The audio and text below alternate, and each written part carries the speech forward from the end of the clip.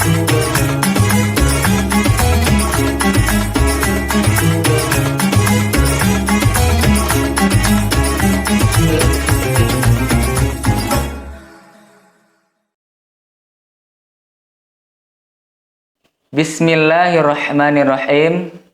Assalamualaikum warahmatullahi wabarakatuh. Innal hamdalillah nahmaduhu wa nasta'inuhu wa nastaghfiruh wa na'udzu billahi min syururi anfusina wa min sayyiati a'malina may yahdihillahu fala mudhillalah wa may yudlil fala hadiyalah. Ashhadu an la ilaha illallah wa ashhadu anna sayyidana Muhammadan abduhu wa rasuluh alladzi la nabiyya ba'dah wa la rasula ba'dah. Qala Allah ta'ala fil Qur'anil Karim, a'udzu billahi minasy syaithanir rajim. Bismillahirrahmanirrahim. Ya ayyuhalladzina amanu kutiba alaikumus siyamu kama kutiba alal ladzina min qablikum la'allakum tattaqun. Al-ayah. Teman-teman Sahibul Madinah yang dirindukan surga, begitu banyak untayan-untayan kata yang selalu setiap detik, setiap hari kita ungkapkan menjadi kalimat tetapi tak ternilai dan tak tersirat makna. Maka dari itu, marilah kita bersama-sama mengungkapkan puja dan puji syukur kita kehadirat Allah Subhanahu wa Ta'ala yang telah mana mempertemukan kita dengan bulan yang penuh rahmat dan ampunan ini. Bulan di mana seluruh amal kebajikan kita diganjar oleh Allah Subhanahu wa Ta'ala dengan berlipat-lipat pahala. Bulan ini adalah bulan Ramadan. Maka dari itu, marilah kita sama-sama meningkatkan aset ketakwaan kita kepada Allah Subhanahu wa Ta'ala. Salawat beserta salam tetap dan selalu senantiasa Allah Subhanahu wa Ta'ala curah limpahkan kepada Nabi kita, Nabi akhir zaman, Nabi besar, Nabi Muhammad sallallahu alaihi wasallam, yang telah mana menjadi suri tauladan yang baik bagi kita sebagai umatnya. Sebagaimana kalam Allah Subhanahu wa Ta'ala dalam kitabnya yang agung yang berbunyi, a'udzu billahi minasy syaithanir rajim. Bismillahirrahmanirrahim. Laqad kana lakum fi rasulillahi uswatun hasanah. Amma ba'du. Hadirin Sahibul Madinah yang dirindukan surga, Allah Subhanahu wa Ta'ala menurunkan perintah salat 5 waktu kepada baginda Nabi Muhammad sallallahu alaihi wasallam dan umatnya. Tak lain dan tidak bukan hanyalah untuk senantiasa berserah diri kepada Allah Subhanahu wa Ta'ala dan senantiasa mengingat kebesaran Allah. Bukan hanya itu, fungsi sholat merupakan sebagai sarana ikhtiar kita memohon ampunan atas dosa atau kesalahan-kesalahan yang kita perbuat selama hidup di dunia ini. Kita memulai aktivitas dari terbit fajar, kemudian berdiri melaksanakan sholat 2 rakaat yang kita sebut sholat subuh. Kemudian pada siang harinya Allah Subhanahu wa Ta'ala perintahkan kita sholat 4 rakaat yang disebut sholat duhur. Sebagai apa teman-teman? Sebagai sarana meminta ampunan dan berserah diri kepada Allah Subhanahu wa Ta'ala atas dosa atau kesalahan yang kita perbuat dari seusai kita melaksanakan sholat subuh hingga menjelang datangnya waktu sholat duhur. Kemudian Allah Subhanahu wa Ta'ala perintahkan kita untuk mendirikan sholat 4 rakaat yang kita sebut sholat asar. Tujuannya tak lain dan tak bukan adalah sama untuk berserah diri memohon ampunan kepada Allah Subhanahu wa taala atas kesalahan-kesalahan yang kita perbuat dari seusai kita melaksanakan sholat duhur hingga menjelang waktu sholat asar tiba. Kemudian Allah Subhanahu wa taala perintahkan kita untuk melaksanakan sholat 3 rakaat yang kita sebut sebagai sholat maghrib. Adalah untuk apa, teman-teman? Iya, tentu saja tujuannya adalah sama, untuk berserah diri dan memohon ampunan atas kesalahan-kesalahan yang kita lakukan dengan sengaja, walaupun itu tidak disengaja, yang kita perbuat dari seusai kita melaksanakan sholat asar hingga menjelang waktu datangnya sholat maghrib.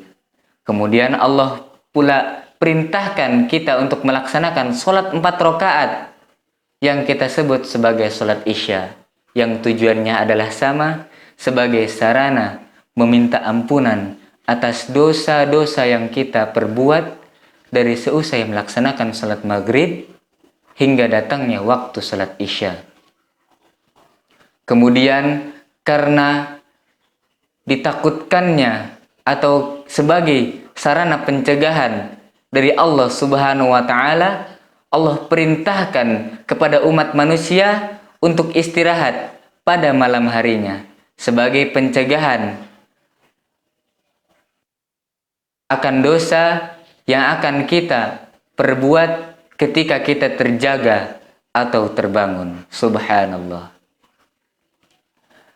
Karena zikir yang kita lantunkan seusai salam bukanlah subhanallah ataupun Allahu Akbar, akan tetapi zikir yang kita lantunkan seusai sholat adalah astaghfirullahaladzim, astaghfirullahaladzim, astaghfirullahaladzim, alladzi la ilaha illa huwal hayyul qayyum wa natubu ilaih. Hadirin sahibul Madinah yang dirindukan syurga, begitu pula Allah Subhanahu wa taala ciptakan 7 hari, yang ada 1 hari ini dimaksudkan oleh Allah Subhanahu wa taala sebagai sarana meminta ampunan kepada Allah Subhanahu wa taala atas kesalahan atau dosa-dosa yang kita perbuat selama 6 hari sebelumnya. Hari tersebut adalah hari Jumat yang merupakan Sayyidul Ayyam, Wahijjul Fuqara, Wahijjul Masakin. Ketika khotib menuntaskan khutbahnya yang kedua, lalu dengan diaminkan oleh seluruh jamaah, khotib berdoa, Allahumma ghfir lil muslimina wal muslimat wal mu'minina wal mu'minat al ahya'i minhum wal amwat wa natubu ilaih. Hadirin sahibul Madinah yang sama-sama dirahmati oleh Allah Subhanahu wa taala. Kemudian Allah Subhanahu wa taala ciptakan 1 tahun yang terbagi ke dalam 12 bulan. Dan Allah Subhanahu wa taala menjadikan bulan ini atau bulan suci Ramadan sebagai sarana berserah diri dan memohon ampunan kepada Allah Subhanahu wa taala atas kesalahan-kesalahan yang kita perbuat selama 11 bulan sebelumnya. Subhanallah. Kemudian Allah Subhanahu wa taala akan mempertemukan kita nanti kepada Idul Fitri. Idul Fitri diambil dari 2 kata, yaitu Id dan Fitrah. Fitrah bermakna suci, yaitu umat muslim yang senantiasa beribadah dan meningkatkan aset ketakwaan kepada Allah Subhanahu wa taala akan kembali laksana bayi yang baru lahir. Bayi yang baru lahir tidak memiliki dosa ataupun kesalahan. Bagaimana hadis Rasulullah sallallahu alaihi wasallam an Anas bin Malik radhiyallahu taala anhu qala Qala Rasulullah sallallahu alaihi wasallam, kullu bani adama khata'un wa khairu khata'inat tawwabuna. Rawahu Tirmidzi.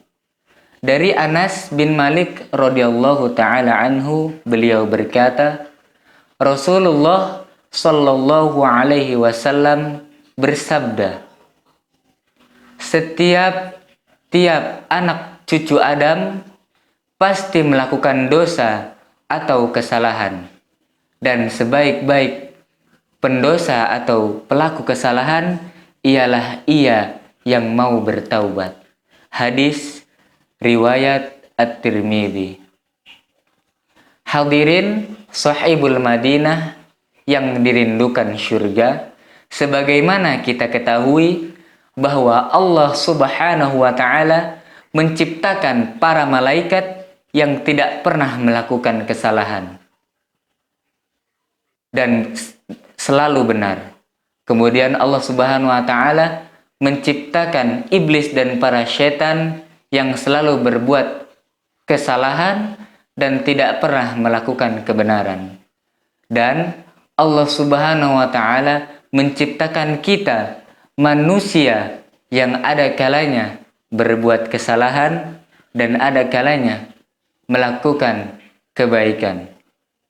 Wallahu a'lam bissawab.